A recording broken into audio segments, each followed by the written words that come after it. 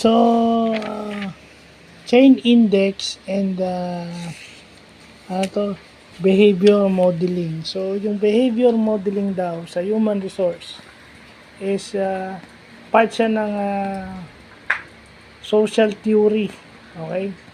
Buti na lang na-discuss sa akin to ni Sir Amihan. Pero yung social theory, pero yung behavior modeling hindi. So yung behavior modeling daw is part ng social theory.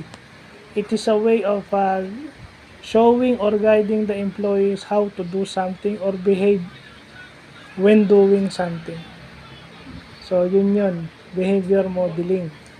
And then yung chain index naman, yun yung index number, okay. Index number meaning walang unit.